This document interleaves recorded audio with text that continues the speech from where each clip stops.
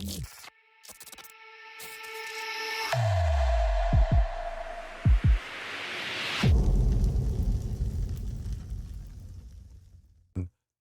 what it is, YouTube? It's your boy Nixon coming back with another bullseye of a tutorial here today on the channel.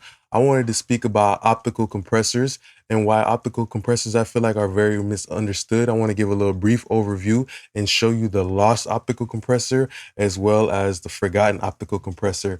So let's go ahead and look into this. So optical compressors, right, are compressors that originated from the broadcasting era, somewhere in about the 1960s when people were working on the radio.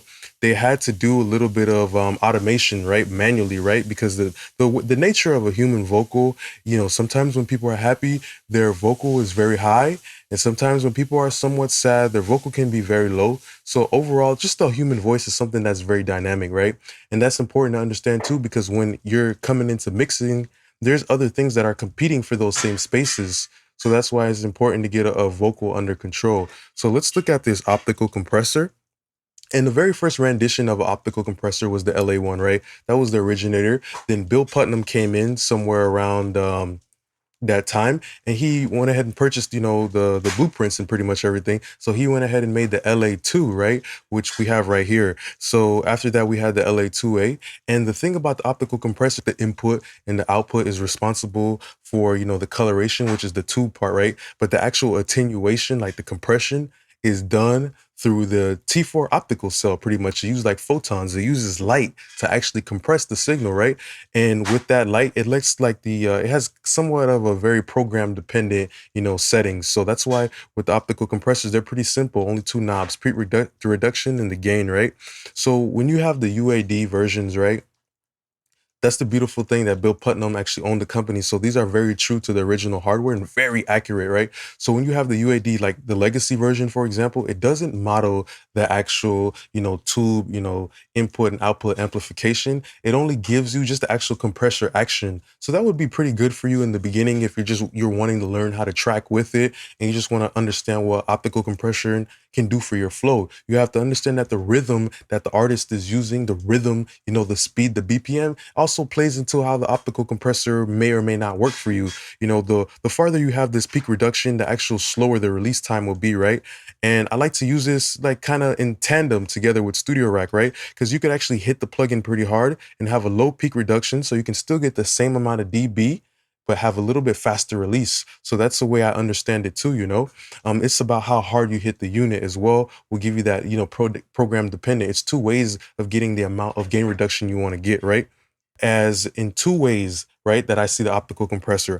I see it like in a utility way, which means it has a job. So I would see the optical compressor like as a construction worker, somebody who has a job to do, which is reduce the volatility of the signal, right? Then I also see the optical compressor in the other way as a fashion model, right?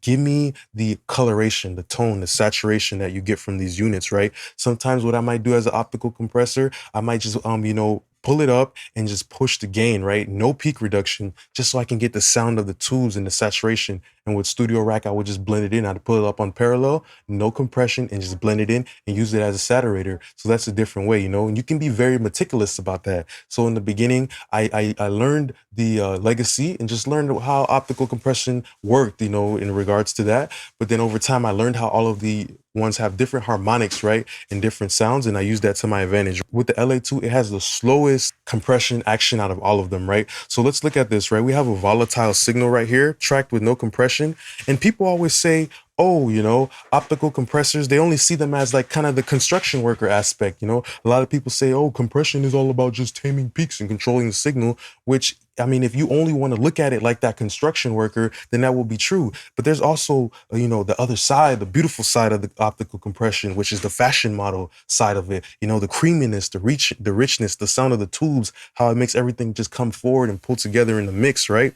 So let's look at this signal that we have right here, very volatile, right? So what I usually would do is I would, use my console, the UAD console, right, to track with a little bit of compression, right? But in this situation, I didn't. So what I would do is I would actually maybe pull up an instance of that, optical compressor, right?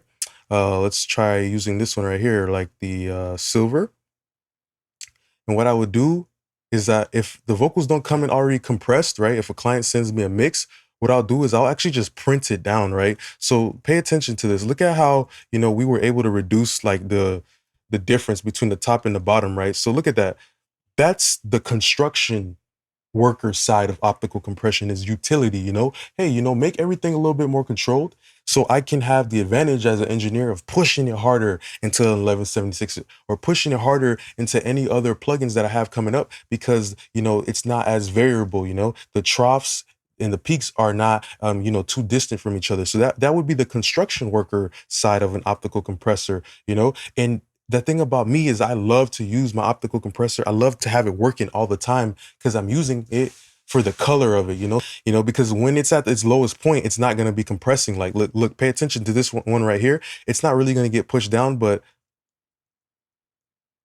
you see that it didn't really get pushed down that much. So that's the beautiful thing about optical compressors. It's not going to be working when you don't necessarily need it to be working, right? And the slow release will round everything off, right? But some people like to give a counter argument. Let's acknowledge the counter argument that, hey, the optical compressor is too slow and we should be using an 1176 to track rap vocals, which, hey, it might possibly work for you. But in my humblest opinion, I love rap music, and most people do, where the flow is switching up, where the the amount and the speed of the transient is switching up, right? So some people will say, yeah, I just like to go ahead and go in there and crank up the input, and yeah, that's why I always like to use my 1176 first. But if you understand the 1176, right? But with the compression of 1176 very early on, right? If the rhythm of the artist is too fast, the flow is it's going to actually create a pumping that you cannot get rid of, right? So you have to understand that, a 76 is kind of like a human being in the way that it can breathe, right? Okay? Understand that when we breathe, we take a breath like this, we we push back, so that's how 76 is like to me, kind of like a push pulling. That's why people say, oh, that compressor breathes, because it's moving back and forth, right? People just don't take a breath like and then when they take a breath out, they say like, people don't do that, when they pull the air in, they pull back, but when they push it out, they push forward. So that's how I see an 1176, and that's not what I'm looking for, because that sound of compression is not always appropriate for the source material, right? So that's why I like to go with the optical compressor very early in the beginning. Let's understand that the LA2A, it has tubes, but it uses the optical T4 to do the compression, right? But then we have something like the CL1B, which everybody and their mother is in love with right now. And I don't blame them. The CL1B is absolutely incredible. So let's look at this from a tracking stage. The CL1B uses vacuum tubes to do its sense of optical compression. This is a preset setting that I love to use. Some of y'all have the CL1B plugin. Go ahead and try something like this. A fastest kind of attack, and middle release, because even on an optical compressor, fast attack isn't really that fast, you know and this one right here is tubes, right? So I love to sometimes even just turn off the compressor altogether, no threshold, and just let it run through. That would be me using the CL1B as a fashion model, but most of the times I find myself using it in a hybrid form, right? Where I'm using it as that construction worker and that fashion model. Do that optical compressor, control thing, right? So then when I'm doing my, my signal processing in the DAW, it's easier for me, but also give me some coloration. So that's what I'm always looking for. So this is a preset setting that I love to use, right? And the beautiful thing of the advantage of this, tube, optical compressors is that they give you the opportunity to, actually, play around with the maybe possibly fixed attack and release, right? So that's what the CL1 gives you. And that's why people love it. They're very fast and efficient. Us as, the regular people, we're just now catching on to how good the CL1B is. Things were always known very well because they're very efficient. Do you think that people, when they're working in a pro studio, they have time to be like, hey, Beyonce, go ahead and do a little scratch vocal so I can set my compressor settings right? No, they don't have time for that. Or, sometimes people like to do a different flow. So it might actually be more appropriate, when I'm in the DAW, what I'll do is I'll have two CL1Bs, If the rapper is going to switch up his flow, I'm going to drag it down, right? The CL1B again before it goes into my vocal bus, and I'm going to switch the settings around so that the action of the compressor, it can like conform to that flow of the rapper, right? So that's very important to me that this is a tube, right? So if you want to track with this, you know, you can, if you have a console, you can do it like this, you know, it makes it easier for you, but you can also go render it down in the DAW, right? And after that, we have something beautiful like the Summit TLA, right? Which actually gives you a couple more options. You get to pick the saturation, which is very important. I always try to talk about that. You know, the color is a very important reason as to why we even like these compressors, as to why something like this has lasted for so many years and been even good. So they put an emphasis on the saturation. You can use that, right? Then you have this one right here on the TLA, right? Which, you know, you have the detection circuit. So if you want to do less compression of the lows, you can do that. And this would be like the output, right? The cut on the output, which I would tell you to never touch in the beginning, you know, just don't touch it in the beginning because you're learning in the beginning and you just want to figure out what works best for your voice. Sometimes you might want to, you know, demo all of these plugins and, you know, rap the same song and see which one works the best for you, or sing the same song and see which one is the most appropriate for me, which, you know, tube has the best sound, which type of compressor works best that complements my voice. Just because the CO1B works for everyone and their nephew, that doesn't necessarily mean it will work for you. So the fixed attack and release times are very crucial, because you can go in here and dial something up like this. If I was doing a rap vocal, I would honestly just play it well and I would just do medium attack, medium release, right? And I would just do something along the lines of this and get 1 to 3 dB, right? That's how I usually track with the, you know, console. I would do 1 to 3 dB just so I can get the actual construction worker ability of the optical compressor. The way the compression is sounding good is like I'm taking that snapshot of how the artist is sounding like in real life, and it's already sounding good, it's sounding appropriate. So think with that mindset too, you know, don't ever be scared. If it sounds right, do what sounds right, and you don't be ever scared of committing, you know, because sometimes when you're committing, you're capturing the vibe, you're capturing the feeling that the artist is giving, right? So then after that, we would have something like the 3A, right? And the 3A is a solid state, right? The advantages of why you would use something like a 3A in a mixing or a tracking situation is just due to the fact that the 3A is a solid state. So it has a faster attack and it has a faster release, right? And I have a 3A in real life. That's the one that I track with. And I would use, this is my preset setting in real life, you know. I want to do maybe 1 to 3 dB just so you can get the actual, you know, the solid state is going to be a lot more transparent. You know, maybe the tube topology doesn't sound good on your voice, right? And maybe that's why you would want to use something like the 3A in the tracking situation, because it's more transparent, but it also has that faster release. So maybe the rhythm at which you sing or rap is a little bit more appropriate for something like the 3A. And then we have the distressor, which is, you know, falling into that bracket of being that hybrid baby, you know. The distressor can do the optical compression too, you know, so it has that, you know, setting as well, but I'm not going to pull that up. And lastly, let's just go ahead and talk about the forgotten optical compressor, which is the Universal Audio LA4A. The advantage of the LA4A would be just due to the fact that the LA4A, it lets you choose the ratio of the solid state, you know, optical compressor, which is very beautiful. I wish that Universal Audio would blow the dust off of this thing, because they probably have one in their back office. I wish they would just blow the dust off of it and just emulate it. LA4A, that would be a beautiful compressor to have, just because it's going to give solid state transparent optical compression, but you get to pick the ratio, you know. I think that would be awesome for like parallel. I usually find myself using the LA3A on parallel because the release is fast enough to do it and give me that dense sound, right?